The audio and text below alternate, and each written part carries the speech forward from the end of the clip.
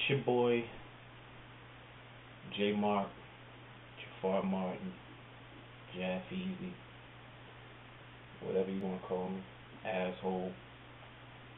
Um, just finished up watching the Cotto Pacquiao fight, and I guess I'm still sinking in. I mean, I'm still in awe of what I just saw. It's funny because I'm not even in awe. It's almost like, you kind of come to expect that from Pacquiao, but at the same time, I can't believe I saw what I just saw. This dude just dominated the Puerto Rican Ivan Drago.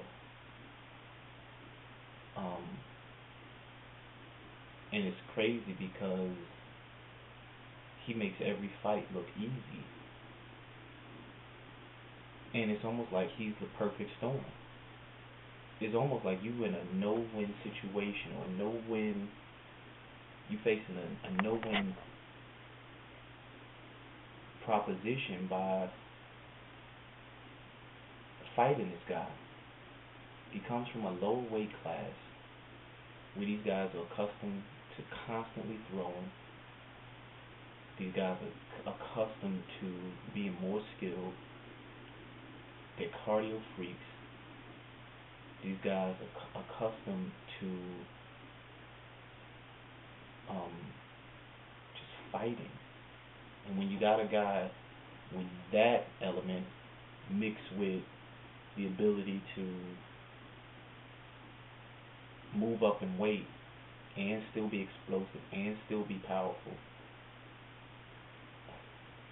it's like you in a no-win situation, because guys that start out in higher weight classes are used to guys not throwing as much. They're used to taking heavier fire.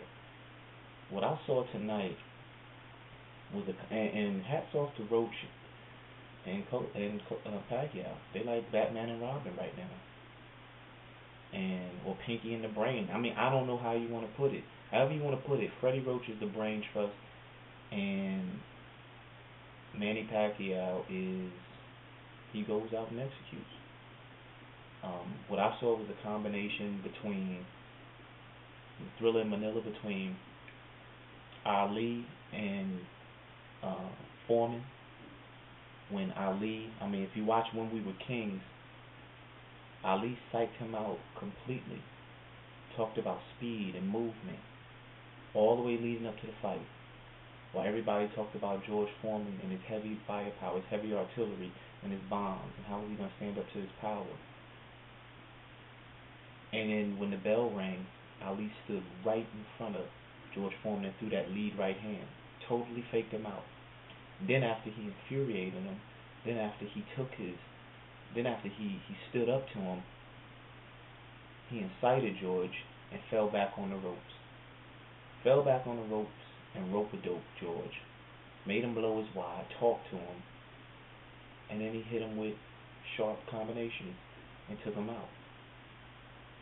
Now, the Thriller in Manila, in my opinion, was much more boring than this fight, because Ali laid on the ropes for so long and just leaned back and just laid on the rope.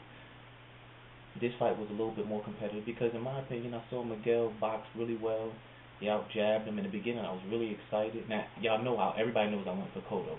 I expected Cotto to do to Manny what Manny did to Cotto.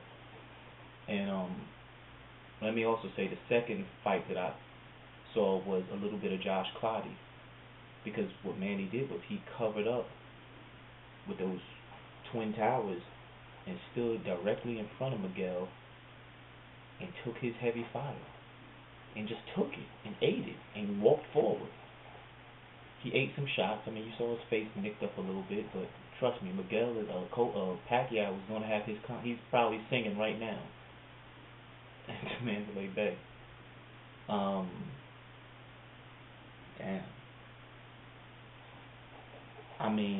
It was just brilliant. It was a brilliant strategy, a brilliant tactic, and they fell right into their hands. I still don't like Roach. Still something about Freddie Roach that rubs me the wrong way, but you gotta respect the dude. I love Manny.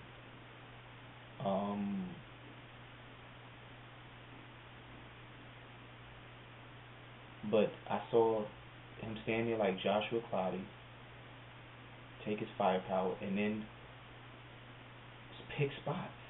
I mean, tonight Manny fought controlled. He fought patient. He fought poor. I mean, Manny did the opposite of everything reckless that I had accused him of in the past. And hats off to him. Salute. I, you just gotta give it to the dude. He didn't do any of the things that we thought he'd do. At least he did them in spurts.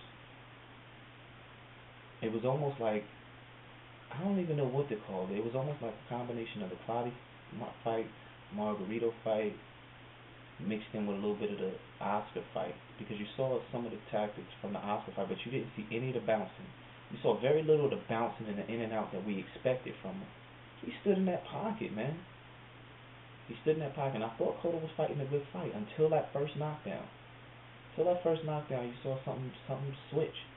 Cotto was winning the rounds. He was out jabbing him. In the second round, I gave to Manny. First round, I gave to Cotto. He was out jabbing him, outlanding him. Had Pacquiao backing up.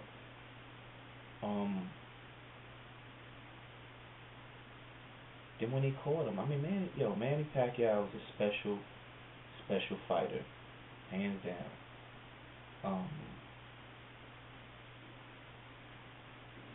I mean, all-time great. I mean, there is right now Manny Pacquiao is the greatest fighter of this generation. Period. When you look at the level of his opposition, you look at the risks he takes, you look at the way he fights, you look at the way he improves, you look at his cultural significance.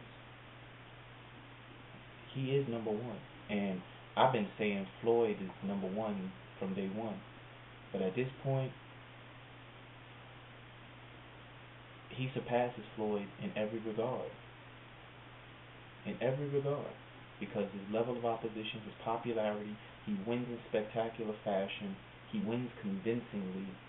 There is no, I mean, look, granted, I believe he lost to Marquez, but he's the one that scored 4 knockdowns, not Marquez. So he has a strong case too. I believe he was outboxed, but he has a strong case. And then you got to take a look at that fight and say that Marquez